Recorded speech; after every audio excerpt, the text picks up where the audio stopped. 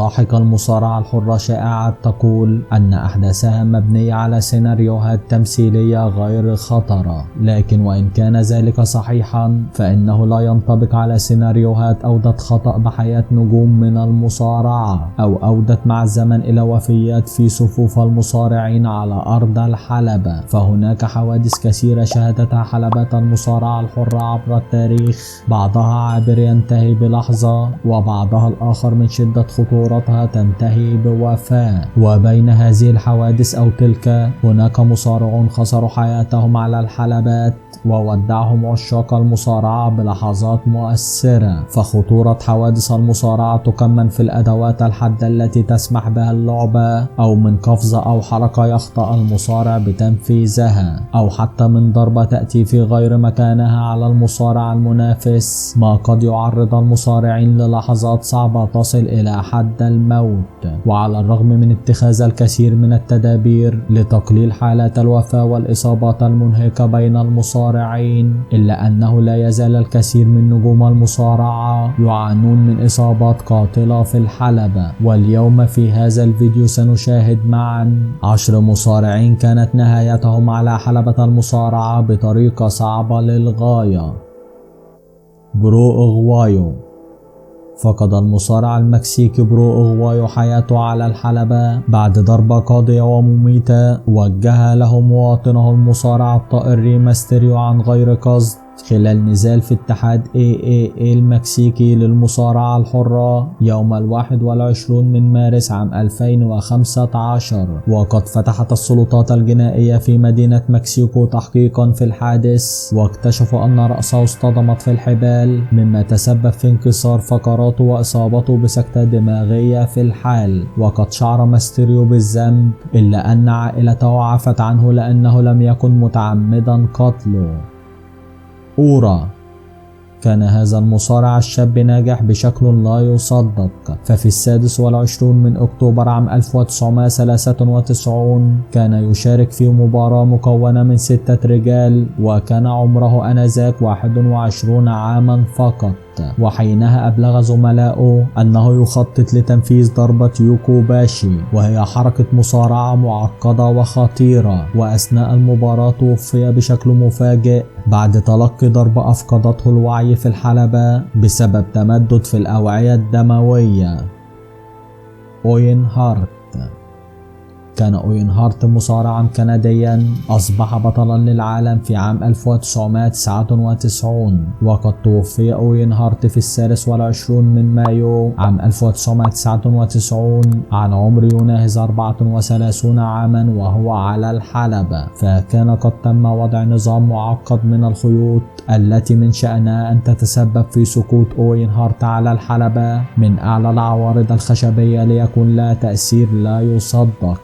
ولكن حدث شيء فظيع عندما تعطل الإطار بينما كان أوين لا يزال فوق الحلبة على ارتفاع 78 قدما. فسقط أوين بشكل مروع على الحبل من الحلبة على القماش، وتوقع الجمهور أنه يقوم بحيلة، ولكن لم يحصل ذلك. فقد توفي أوين هارت بشكل مأساوي بسبب نزيف داخلي ناتج عن صدمة حادة، ولم يتمكن عندها المسعفون من إبقائه على قيد الحياة بعد انقطاع شرايينه. وقد أوقف WWE منذ ذلك الحين هذا النوع من الدخول إلى الحلبة.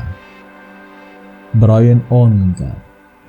في شهر مايو عام 2001 توفي المصارع براين أونج في مباراته ضد كالي بعدما تعرض لحركة كالي الشهيرة التي يتم فيها رفع الخصم في الهواء ثم تركه يسقط بشكل حر من الأعلى إلى الحلبة. وأثناء ذلك سقط براين بقوة من الأعلى واصطدم بوجهه ورأسه وصدره، مما أدى إلى كسر عنقه وأصيب عموده الفقري، وتوفي بعدها على الفور.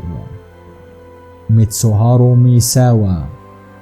كان ميتسوهارو مصارعا شهيرا في اليابان، وكان نشيطا في الثمانينات، وكان اسمه على الحلبة تايجر ماسك، حيث كان يأتي بانتظام إلى ساحة المصارعة مرتديا قناعا على شكل نمر، ولم يخلع قناعه قط حتى عام 1980. توفي المصارع الياباني ميساوا في 13 من يونيو عام 2009 عن عمر يناهز 47 عاما، فخلال نزال زوجي مع شيوزاكي ضد الثنائي بيسون سميث وكيتشو سايتو في هيروشيما بسبب الحركة المعروفة بسوبلكس، وتم نقله إلى مستشفى قريب وتوفي في عيادة الطوارئ، حيث ادعى الطبيب لاحقا أنه توفي بسبب كسور في القلب والأوعية الدموية. ويعد ميساوا واحدا من أساطير المصارعة اليابانية. كيفن كاولي هو مصارع بريطاني شهير بالقناع، واشتهر بلقب الرجل العنكبوت، وفي أحد المباريات انهار في زاوية الحلبة وأصيب بنوبة قلبية ولم يستكمل بعدها العرض، وتوفي في غرفة خلع الملابس عن عمر يناهز 46 عاما في شهر أكتوبر عام 1992. واين فان دايك اشتهر واين فان دايك باسم ريتشارد ديلشيز، وبرغم أنه لم يكن مصارعا كبيرا إلا أنه كان منخرطا في العروض الترويجية الصغيرة في فلوريدا، وقد توفي عن عمر يناهز 29 عاما إثر عدة نوبات قلبية أصابته في مباراة واحدة، فالأولى تم إنقاذه منها واستطاع المسعفون إنقاذه، وفي الثانية قاموا بسكب رئته مما أدى إلى كسر أحد ضلوعه، ومع ذلك فقد نجا، إلا أن في الثالثة أدت لنقله إلى المستشفى، لكنه توفي وهو في الطريق ولم يتم إنقاذه. لوسار ليندسي هو أول مصارع أمريكي من أصول أفريقية يصارع أمريكي أبيض في مباراة رسمية، والذي مهد الطريق لمصارعين أمريكيين من أصول أفريقية في اللحاق به، ولهذا كان لوسار يتمتع بشعبية لا تصدق إلى أن توفي عام 1972. فقد كان لوسار يواجه بوبي بول، وبعدما استطاع إلحاق الهزيمة بخصمه وفاز بالمباراة، لاحظ الجميع أنه لا ينهض بعد فوزه بالمباراة وظل ساقطا على الحلبة، فأدرك الجميع أن هناك شيء خاطئ، ليتأكد الأمر لاحقا بعدما تبين أنه أصيب بنوبة قلبية وتوفي بعدها بوقت قصير.